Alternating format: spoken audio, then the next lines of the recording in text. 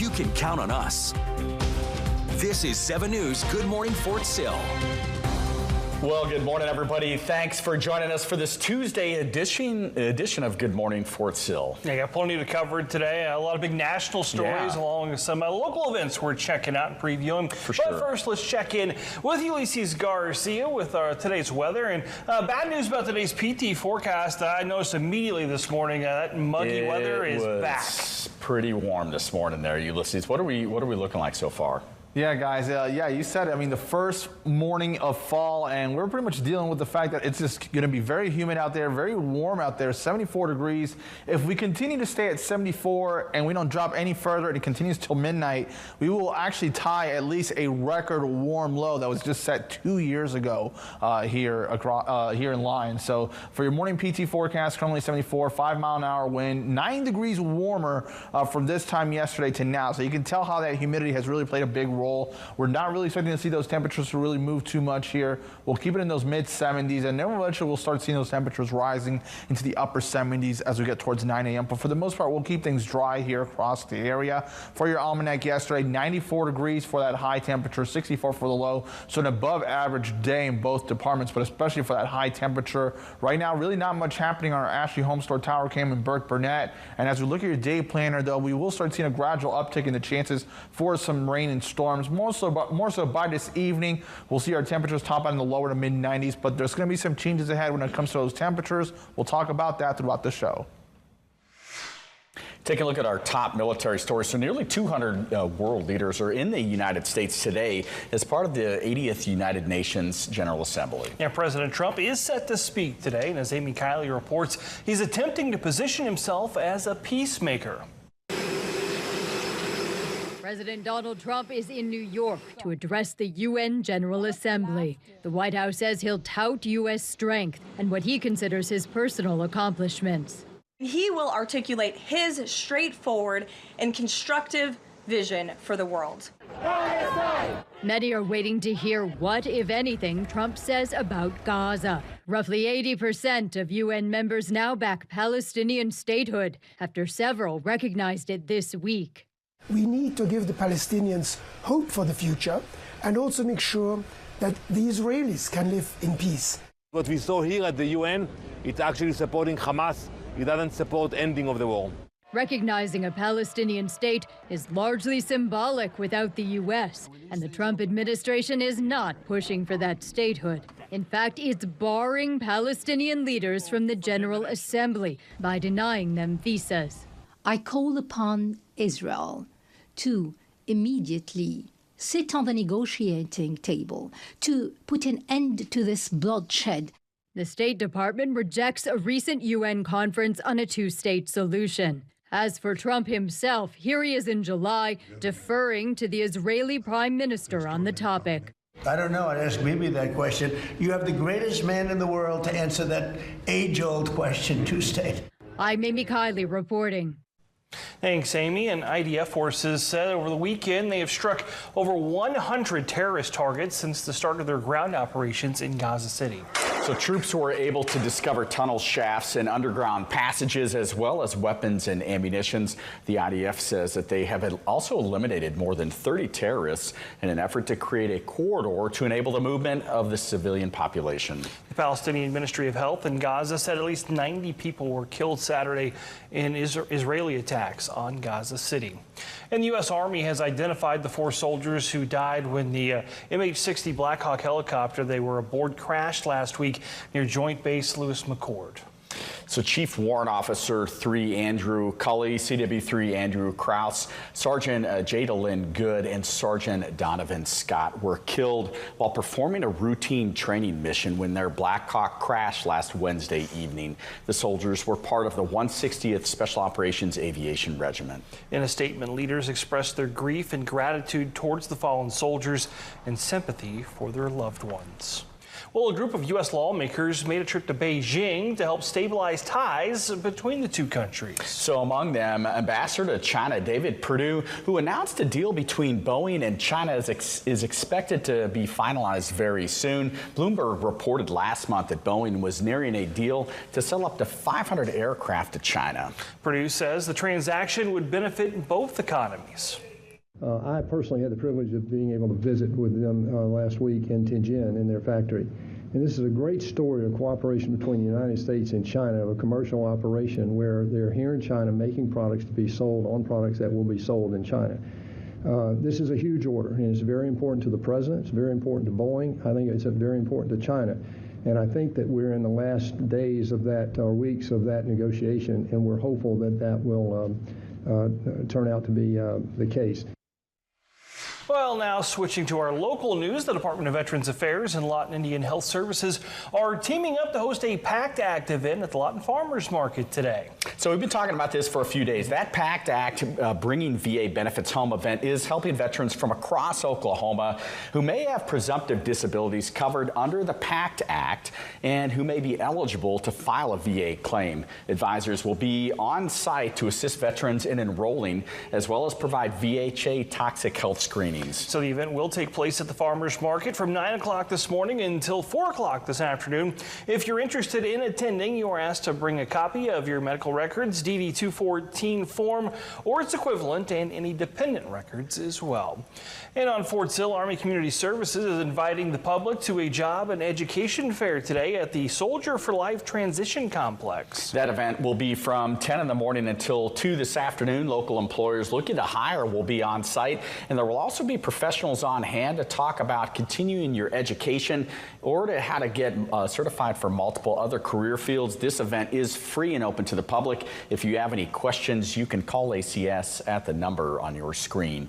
And just a heads up, if you use some of the other Army Community Service things on Fort Sill, because they have adjusted their hours today. So this is kind of a regular thing, Kyle. So on the 2nd and 4th Tuesdays of the month, including today, ACS will only be open from 8 a.m. until noon due to training in the afternoon. Of note, AER, financial counseling, new parent support, and victim advocacy services will remain open during their normal business hours from 8 a.m. to 4 p.m. All other ACS services will return to normal hours the next business day, which will be tomorrow in this instance. For more information, you can contact Army Community Services or look at their Facebook page. Well, Fort Sill also has a couple of great events coming up this weekend, including the annual Marine Corps Devil Dog Run, as well as a men's softball tournament. That's right. The Devil Dog Run is on Saturday at the Patriot Club. Check-in is at 7 a.m. with start time at 8 o'clock. Cost is $45.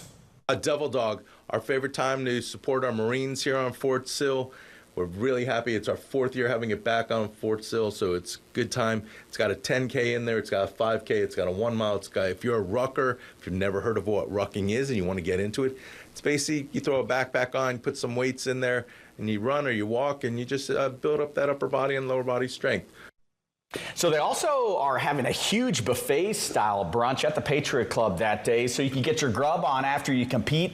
That brunch runs until noon on Saturday. The cost is $18 for adults. Kids 9 to 12, it's $12, and 4 and under are free. For more information on the brunch or to register for the Devil Dog Run, you can visit sill.armymwr.com. But if running isn't your thing, you can grab your bat and glove and compete in the 2025 Fort Sill Men's Softball Tournament. It kicks off at 9 o'clock Saturday morning at the Major General Dingus Sports Complex. It's open to the public, and it cost is $350 per team. Teams are limited to 15 on the roster. Games will be played under ASA rules. For more information or to register, you can call or email the point of contact on your screen. Well, big news coming from Altus Air Force Base. So the 97th Operational Support Squadron Intel Flight was selected as the Air Education and Training Command's Outstanding Group Outstanding Group Intelligence / Operation and Support Squadron. Sorry, wasn't supposed to have the word / in there. Support Flight ISR Unit of the Year. Good luck putting that on a plaque, right? But congrats to the men and women at the 97th OSS on the big achievement.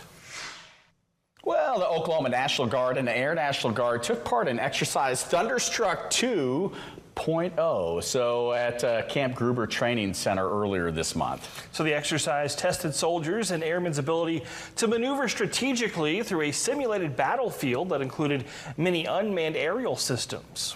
So Guard leaders said the training marked a significant step in the preparing forces for a rapidly evolving battle space where low-cost drones are reshaping the pace and character of combat. Well, the Army is transforming its retention program to keep high-value soldiers in the force. Coming up, we'll take a look at your news from around the forces. This 7 News broadcast is sponsored by Southwest Buick GMC. This just in, the town of Velma is being evacuated. Stay connected to the team you trust your way. Get breaking news and investigations here on the 7 News app. Mark, what are you seeing? Right now I'm here at 2nd and F. Instant forecast with real-time alerts here on the First Alert 7 weather app. And stream live on your TV here or watch anytime on your schedule. Download all 3 for free. Stay connected to 7 News wherever you are. KSWO and the Lawton Fort Sill community want to thank our service members and their families for their service and sacrifice. We are extremely proud of your courage, dedication, and daily commitment to protecting our freedoms. To recent graduates and their extended families, congratulations on your accomplishment and welcome to our community. Lawton Fort Sill is a unique area like no other in the country. With our strong working relationship with our armed forces, thank you for everything you do for us. Here's your First Alert forecast with meteorologist Ulysses Garcia. Welcome back, everyone. Right now, really not much happening. Maybe just the light sprinkles and maybe just a brief shower that's making its way just off towards the west, say closer towards the Altus area or just south of Altus. But for the most part, though, most areas are at least partly cloudy at this hour. Jackson County Memorial Hospital Tower came in Altus. You can see really not much, not even that much of a breeze right now to talk about, but really it is warm out there. 74 degrees here in Lawton, 77 in Altus, 80 in Kroll, 80 in Wichita Falls, 82 Monday, 79 Jacksboro. And keep in mind that as long as these temperatures don't move too much, we're going to be floating with record warm lows if this continues, at least it holds on at least until midnight. So that's where we'll be flirting with here throughout the day. Looking at what's happening, though, there's a front off towards the north. A lot of activity that's coming out of Oklahoma is actually pushing off into Kansas and eventually into Missouri. So for us, though, we still can't rule out the shower this morning, but it's only about a 10% chance. Really, our best chance for any activity will be more so as we make our way into this afternoon. So there's this morning that straight chance of a shower.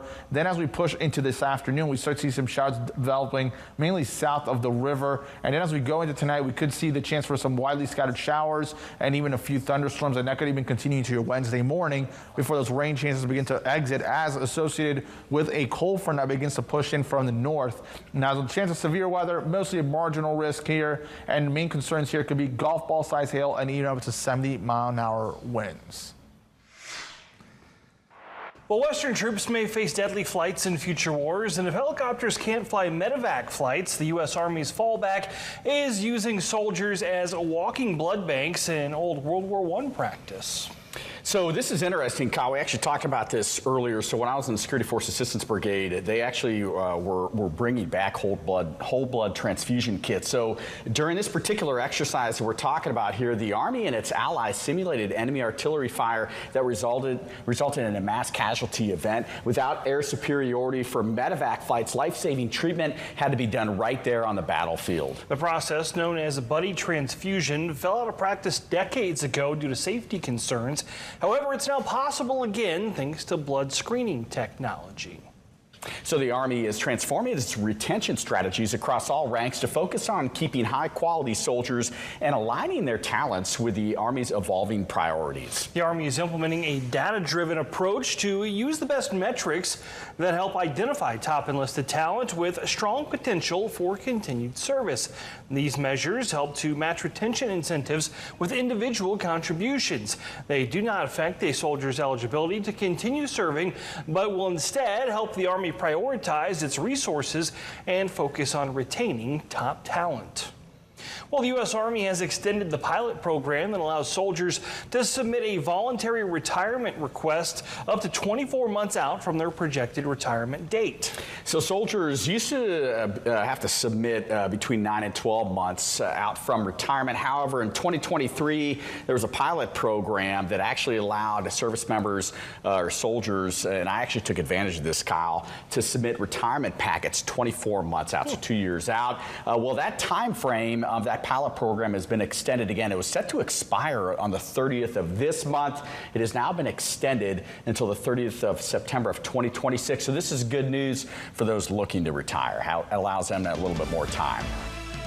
Well, still ahead, a whistleblower in the Red Hill fuel leak incident in Hawaii has released tons of never-before-seen evidence. Coming up on Good Morning Fort Sill, we'll take a deeper dive into the latest developments. This just in, the town of Velma is being evacuated. Stay connected to the team you trust your way. Get breaking news and investigations here on the 7 News app. Mark, what are you seeing? Right now I'm here at 2nd and F. Instant forecast with real-time alerts here on the First Alert 7 weather app. And stream live on your TV here or watch anytime on your schedule. Download all 3 for free. Stay connected to 7 News wherever you are. KSWO and the Lawton Fort Sill community want to thank our service members and their families for their service and sacrifice. We are extremely proud of your courage, dedication, and daily commitment to protecting our freedoms. To recent graduates and their extended families, congratulations on your accomplishment and welcome to our community. Lawton Fort Sill is a unique area like no other in the country. With our strong working relationship with our armed forces, thank you for everything you do for us. Well, the Department of Veterans Affairs says that they can continue to keep sending vets their monthly pensions and disability payments, even if the federal government shuts down after midnight on September 30th. So other VA services such as hospitals, outpatient clinics, and the Veterans Crisis Line will still be operational. Congress must act by September 30th to fund the government. Government closing would curtail all but essential services and put most federal employees out of work for the duration. Now, a short-term spending bill the House adopted to extend funding federal agencies through most of November failed to pass in the Senate on Friday before both chambers left the Capitol on break. Well, President Trump is breaking with the Pentagon over its recent efforts to restrict what the media can report on. That's right. The War Department unveiled new restrictions on reporters covering the DOW last week, asking them not to publish information that the administration has not authorized or risk losing access to the building. So in response to a question from the Hill over the weekend, the president said he did not think that the Pentagon should be in charge of deciding what journalists can report on, saying, quote, "Nothing stops reporters." Well, new developments have surfaced in the criminal case against 2 civilians accused of lying and conspiracy after the Red Hill fuel disaster in Hawaii. On Thanksgiving weekend 2021, a massive fuel spill at the Navy's Red Hill bulk fuel storage facility contaminated Pearl Harbor's drinking water, sickening more than 6,000 people and leaving more than 90,000 residents without clean tap water for months. Whistleblowers turned over new photos that show the initial spill. John Floyd, deputy fuel director, and his right-hand man, Nelson Wu, a lead engineer, have both pleaded not guilty to allegations of lying and conspiracy. Their trial is set for October.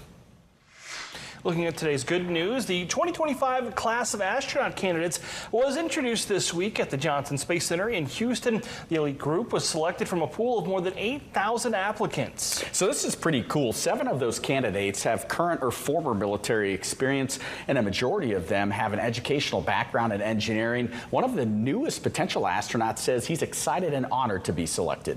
We'll do everything from continuing to fly high-performance jet aircraft, learning foreign language.